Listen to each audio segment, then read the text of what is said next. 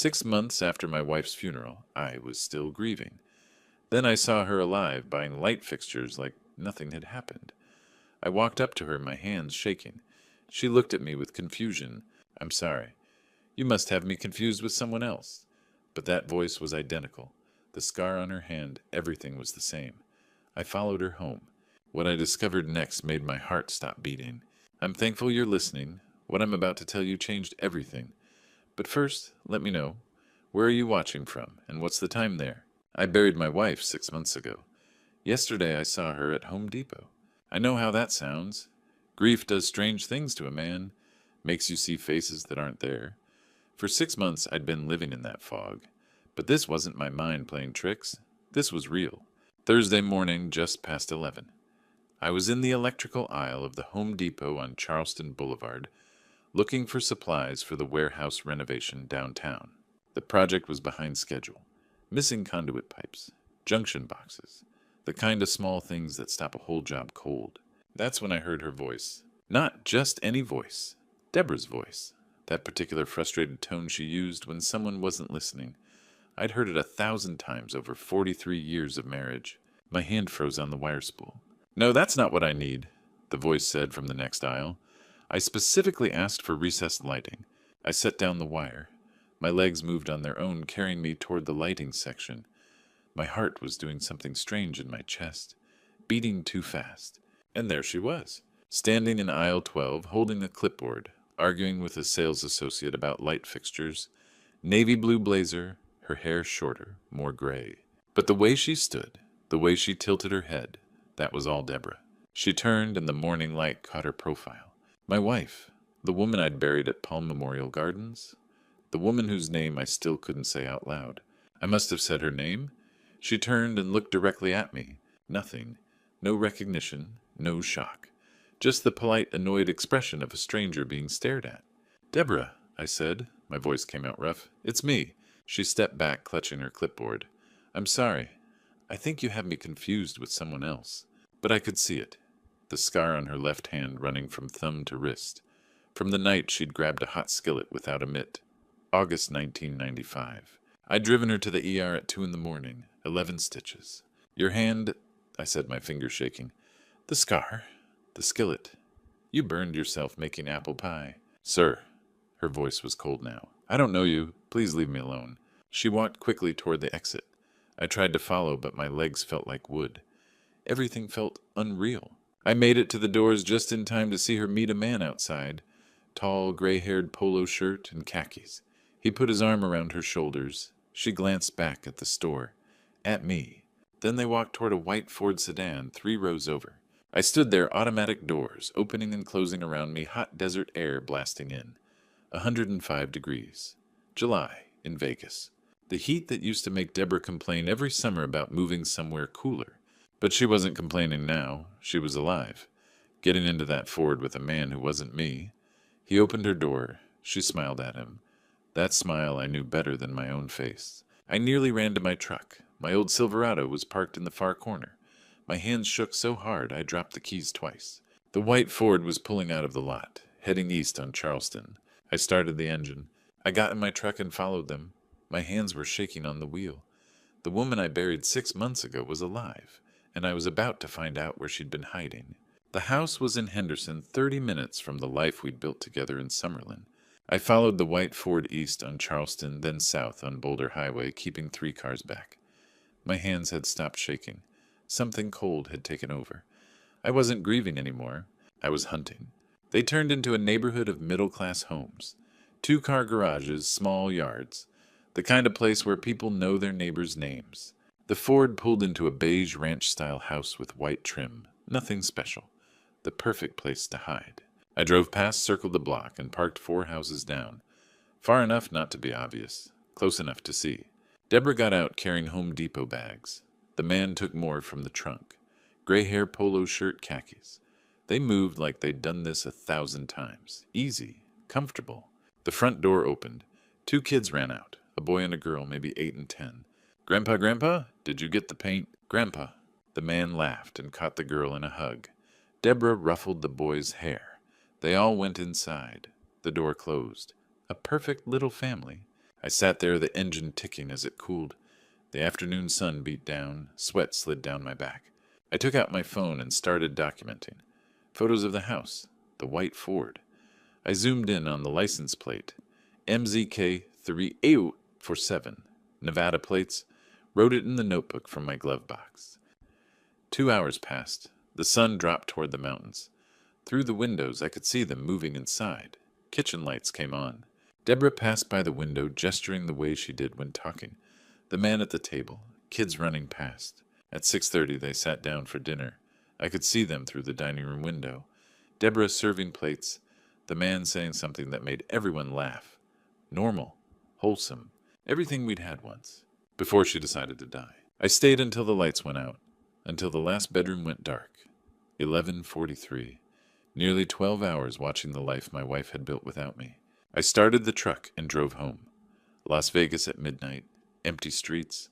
I took the long way, not ready to face my own dark house. If Deborah was alive, who did I bury? The question had been circling for hours. 6 months ago, I'd stood at a graveside and watched them lower a casket. I'd thrown dirt on it. I'd cried so hard I couldn't stand without help. But I never saw the body. The closed casket at the viewing. Kevin pulling me aside, face serious. Dad, it's better if we don't open it. The accident was bad. You don't want to remember her that way. Trust me. I'd trusted him. My son, he'd handled everything. The funeral home, the paperwork, the death certificate. So efficient. I thought he was being strong for me. The hospital had called him first, he'd said. He'd identified the body, made all the arrangements before I knew what was happening. I'd been grateful. I pulled into my driveway in Summerlin. The house was dark, had been dark for 6 months. Ever since Deborah died. Ever since Kevin convinced me to keep the casket closed. I sat there with the engine off, staring at the garage door. Kevin, who handled all the arrangements. Kevin, who insisted I shouldn't see the body. Kevin, who'd been calling every week, checking in, making sure I wasn't asking questions. My son knew. I didn't sleep that night. At 6 a.m, I picked up the phone and called my son. He answered on the 5th ring, voice thick with sleep. Dad, what's wrong? Come to the house now. Now, Dad, it's 6. Now, Kevin. 20 minutes later, he knocked. I didn't get up. It's open. He came in wearing jeans and a wrinkled t-shirt, hair messy, nervous, looking for reassurance I wasn't going to give him.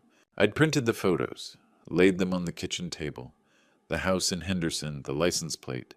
Deborah with the gray-haired man and the kids. Sit down, I said. He looked at the photos. The color drained from his face. Dad, I can explain. Don't explain, just tell me the truth. All of it. His hand shook as he picked up the photo of Deborah. Set it down carefully. How did you... I saw her yesterday at Home Depot. Your mother. The woman I buried 6 months ago. I leaned forward. Tell me everything. And if you lie even once...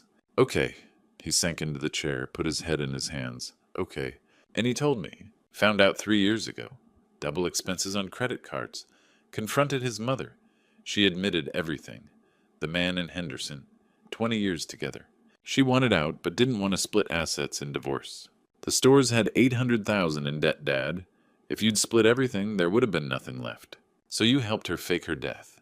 He flinched. There was this homeless woman, Marilyn Cross, terminal cancer. Mom offered $50,000 to her niece. Marilyn checked into the hospital under Mom's name. Died 3 days later from the cancer. You bought a corpse. My hands pressed flat on the table. You made me bury a stranger. Dad, the signatures, my signatures on the sale documents. He couldn't look at me. 15. I forged your signature. Sold 2 stores.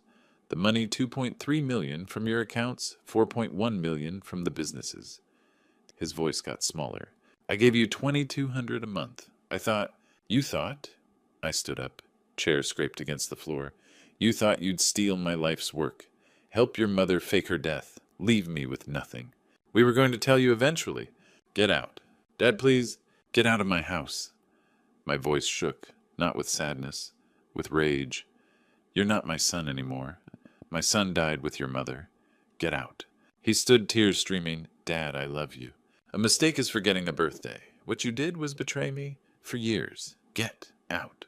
The door closed behind him. I heard his car start. Drive away. I stood there alone. The house felt like a tomb. Both of them had betrayed me. My wife, my son. But I wasn't going to disappear quietly. Not anymore. I spent 3 days in the dark, didn't answer the phone, didn't eat, just sat there staring at 43 years of lies. But on the fourth day, something shifted. Grief turned to rage, and rage turned to purpose.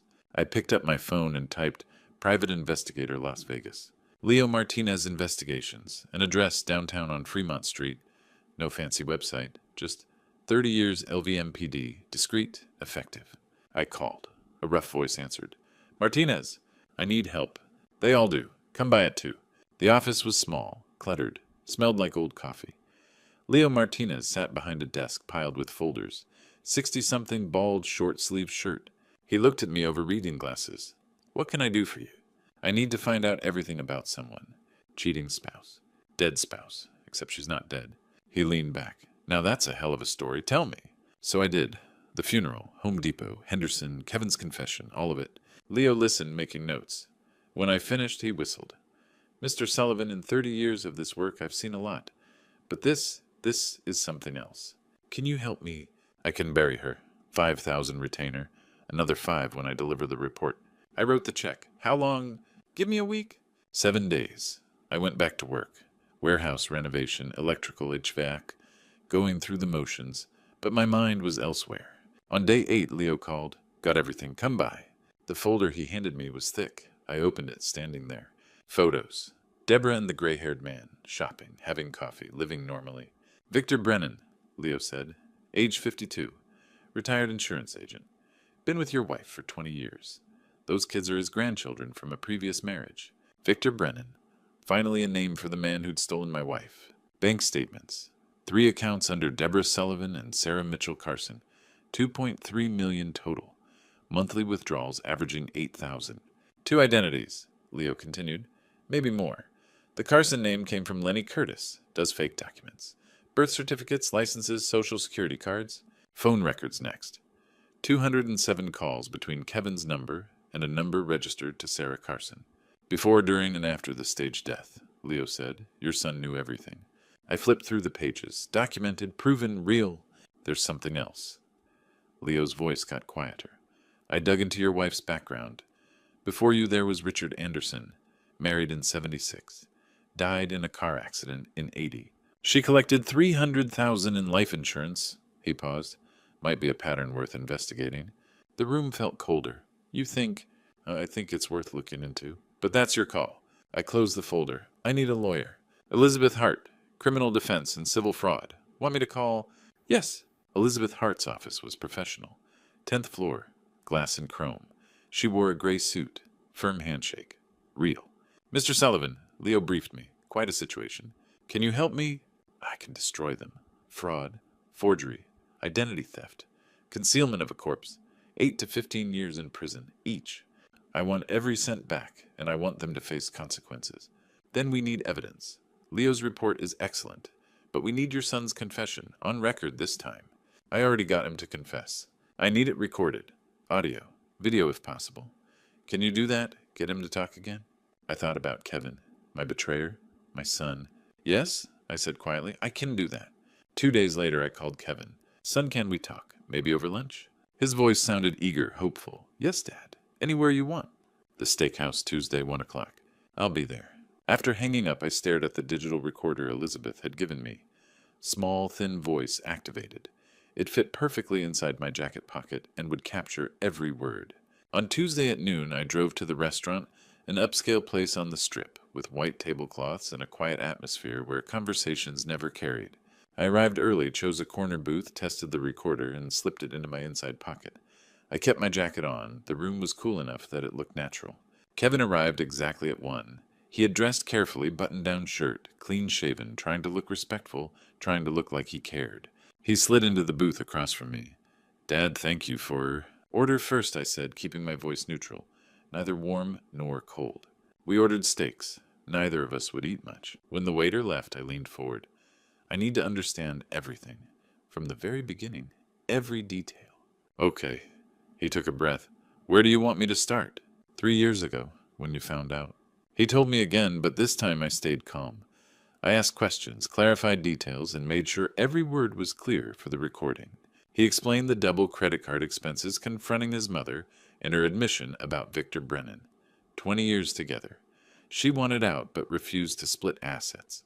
The stores were drowning Dad. $800,000 in debt. Suppliers threatening lawsuits. If you'd divorced, if everything had been liquidated and divided, we would have lost it all. So she suggested faking her death. She researched Nevada community property law and estate divisions. If you believed she died, you'd inherit everything outright. No split, no lawyers. And Marilyn Cross. Mom found her through Lenny Curtis, a man who makes fake documents. Marilyn was homeless, stage 4 cancer weeks to live. Mom offered $50,000 to Marilyn's niece. Marilyn checked into the hospital under Mom's name, using documents Lenny created. Yes, birth certificate, license, social security card. Marilyn went to the Henderson emergency room as Deborah Sullivan. 3 days later, she died of cancer. And Palm Memorial. I identified the body. Said it was too traumatic for you. Closed casket. The signatures, 15 documents. I practiced your signature for weeks. Business sales account transfers. $2.3 million from joint accounts. $4.1 million from selling 2 stores. I kept one running so it looked legitimate. And the $2,200 a month. I thought it was enough. Tell me about Richard Anderson. He froze. When I researched Mom's background, I found her first marriage. Richard Anderson died in 1980. She was the only witness and collected insurance. When I learned how he died, I got scared. Scared she might hurt you if you knew. That's why I went along with it. The recorder captured everything. Can we fix this? Kevin asked quietly. Is there a way to make it right?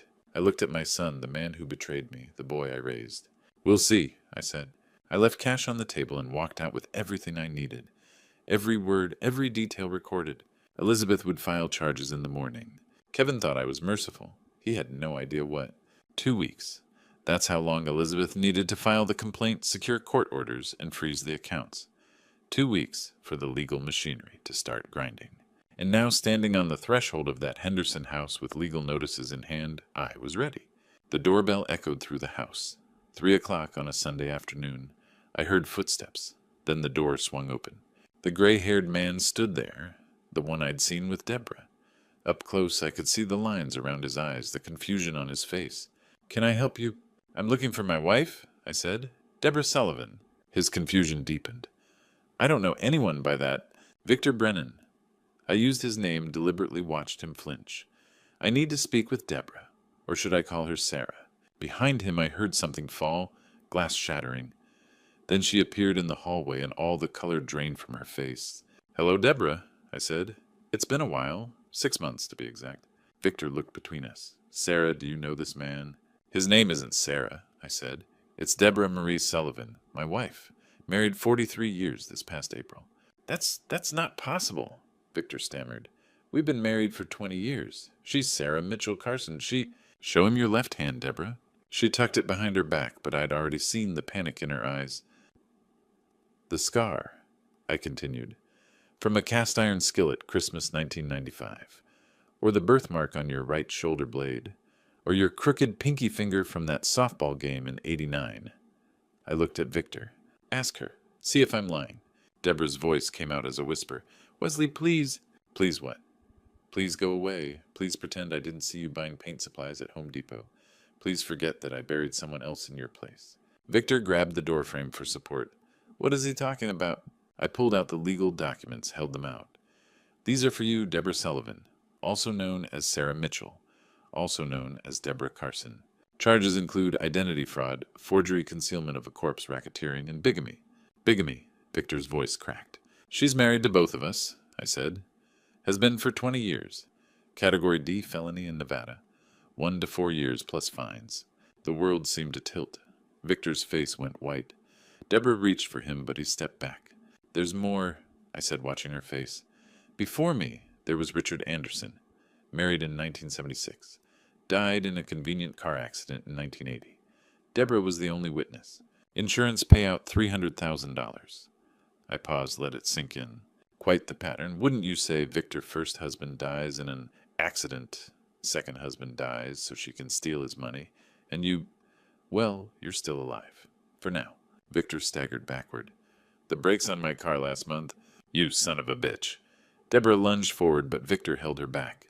You don't understand. Don't. My voice cut through the air like a knife. Don't you dare say you loved anyone. You bought a corpse, Deborah, a dying homeless woman named Marilyn Cross, paid $50,000 for her body, had our son forge my signatures, stole $2.3 million from our accounts, took $4.1 million from the business I built with my own hands, left me with $2,200 a month while you played house with him. Victor was shaking now. Sarah, tell me this isn't true. But she couldn't. The lies had finally run out. I placed the legal notices on the porch railing. All your accounts are frozen. All your assets are seized. Warrants have been issued for your arrest and Kevin's. I turned to Victor. I'm sorry you got caught in this, Mr. Brennan. You're a victim, too. My lawyer's information is on the bottom of those documents. She can help you recover what's yours. I walked back to my truck. Behind me, I heard Deborah sobbing Victor's stunned silence. Across the street, a neighbor stood on her lawn watching. Mrs. Dorothy Campbell, according to Leo's report. Good. Let the whole neighborhood see. I was pulling away when my phone rang. Elizabeth. It's done, she said. The arrest warrants are active. Everything's in motion. In the rearview mirror, Deborah was on her knees on the front step. The perfect lie she'd built for 43 years was crumbling around her, and this was only the beginning. The call came at 6:15 the next morning. Ashley, she was screaming. They took him. They handcuffed Kevin and took him away. I sat up in bed, turned on the lamp. My voice came out flat. Ask him what he did to me first. He's your son. How can you... He stopped being my son when he helped his mother steal $7 million and fake her death. I hung up. According to Elizabeth, Kevin had tried to wire $800,000 to a bank in Paraguay at midnight. The transaction was flagged and blocked. When the FBI showed up at his door at 5:30 that morning, he'd been packing a suitcase. He was being held without bail, flight risk. On Wednesday at 2 in the afternoon, they arrested Deborah. I wasn't there to see it, but Leo sent me the details. She'd been at a Whole Foods in Henderson buying groceries like nothing had happened. 2 officers walked up to her in the produce section. She tried to run, made it as far as the parking lot before they caught her. All her accounts were frozen. The house in Henderson was seized. Victor was left standing in the wreckage of a life that had been built on lies. I met him on Friday at a coffee shop near downtown. He looked like he hadn't slept in days. Neither had I. I don't even know what to call her, he said, staring at his untouched coffee. Sarah, Deborah, who was she? A fraud, I said. That's all she ever was. He nodded slowly. She told me her name was Sarah Mitchell. Her birth date on all her documents was different from what you said. May 14th, not March 2nd. How many others were there? I wondered aloud. Leo had confirmed a third identity that morning. Property in Tucson, Arizona, purchased under the name Sarah Mitchell in 1998. A small condo, paid in cash. Victor's hand shook as he lifted his cup. I keep thinking about my car. The brakes failing last month. The mechanic said it looked like the line had been cut. You would have been next, I said quietly. Just like Richard Anderson. He met my eyes. Just like you were supposed to be. We sat in silence for a moment. 2 men who'd loved the same woman. 2 men she'd destroyed. I'm testifying, Victor said finally. Whatever they need from me, I'll give it. So will I. Elizabeth called that evening with updates. Kevin had accepted a plea deal. 5 years in Nevada State Prison in exchange for full cooperation and testimony against Deborah. Without the deal, he would have faced 8 to 10. Deborah refused to plea. She wanted a trial. But the Richard Anderson connection had changed everything. The pattern of behavior, the life insurance payouts, the suspicious deaths and disappearances. The DA was pushing for 15 years, maybe more. Ashley filed for divorce this morning, Elizabeth added. She's claiming she knew nothing about any of it. Does it matter she's protecting herself now? That night I came home to a voicemail. Kevin calling from the Clark County Detention Center. Dad, please. His voice was broken, desperate. I know I don't deserve it, but please. I need to talk to you. I need to explain. I stared at the blinking light on the machine for a long time. Then I deleted it. Not yet. I wasn't ready yet. But I knew I'd have to face him eventually. In court. 3 months passed. 3 months of depositions, legal filings, Elizabeth building an airtight case. I visited Kevin once after 6 weeks in custody. It was brief, painful, necessary. I haven't forgiven you, I told him through the plexiglass, but I won't abandon you. He cried. I left. And now, sitting in a Clark County courtroom, I watched the formal dissolution of my family play out under fluorescent lights. Kevin's plea hearing came first. He stood before Judge Catherine Brenner in an orange jumpsuit, hands shackled. He looked 20 years older than he had 4 months ago. 5 years in Nevada State Prison, the judge announced. Eligible for parole after 2.5 years contingent on good behavior and continued cooperation with authorities. Kevin turned toward me. Dad, I'm so sorry for everything. I didn't respond. There was nothing left to say. Deborah's trial took 2 weeks. The evidence was overwhelming. Leo's documentation, the recorded confession bank, records Lenny Curtis's testimony about the forged documents, Victor's statement about the false identity. The prosecutor laid it out piece by piece, building a case so ironclad there was no room for doubt. When they called me to testify, I walked to the stand and looked directly at Deborah. She wouldn't meet my eyes. For 43 years, I began, I believed I was building a life with someone I loved. I worked 70-hour weeks. I put every dollar I earned into our future. I trusted her with everything I had. I paused. She stole it all. Not just the money. She stole my ability to trust, to believe in anything good. She stole the years I spent grieving for a woman who was alive and laughing at me the entire time. Victor testified next. He spoke about the lies, the false identity, the realization that he'd been a mark from the beginning. I don't know who I am anymore, he said quietly. Everything I built my life on was fiction. The jury deliberated for 3 hours. Guilty on all counts. Identity fraud, forgery, conspiracy to commit fraud, concealment of a corpse, racketeering, bigamy. Sentencing came a week later. Kevin Sullivan. Judge Brenner read, 5 years in Nevada State Prison, eligible for parole after serving half your sentence. Kevin nodded, was led away. Deborah Marie Sullivan, also known as Sarah Mitchell Carson. The judge continued, her voice hard. You have shown a pattern of exploitation spanning decades. From Richard Anderson in 1980 to the man before me today, you have built your life on deception and theft. The court sentences you to 15 years in Nevada Women's Correctional Facility.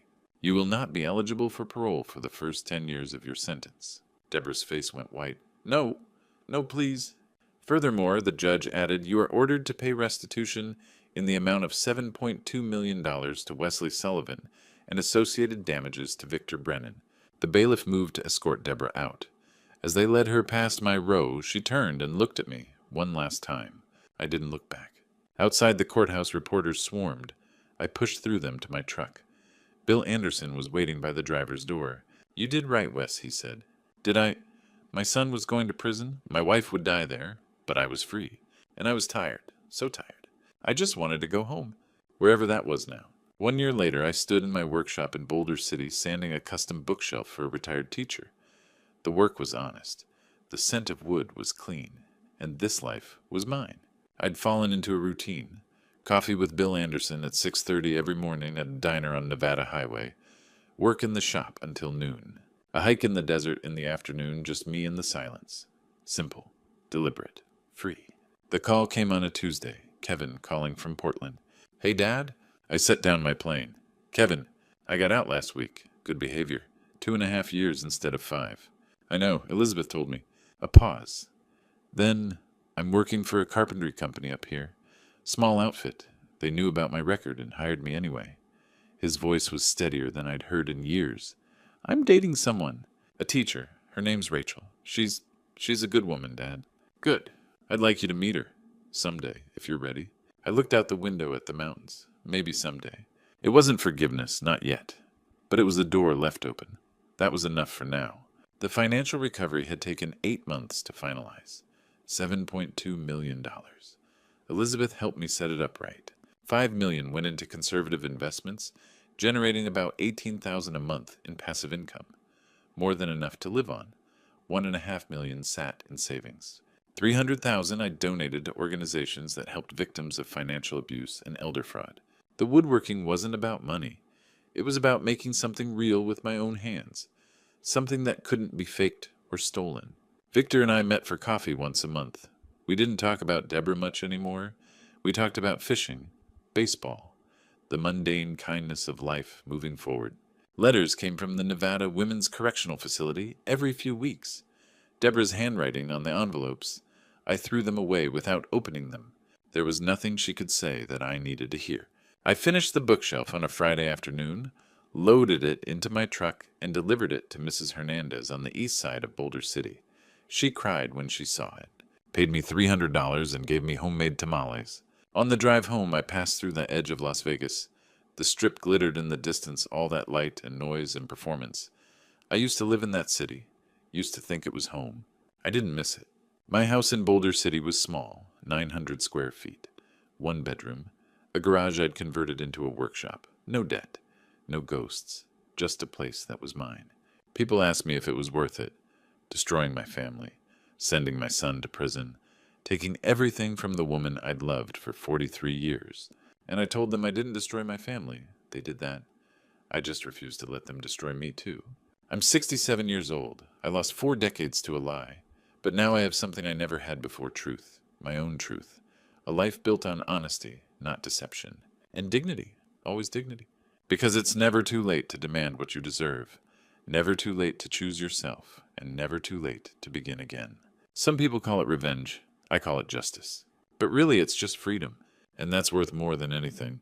Looking back at my story, I see a man who wasted 43 years trusting blindly. Don't be like me. Don't ignore the red flags. Don't let loyalty become foolishness. When something feels wrong, trust your gut.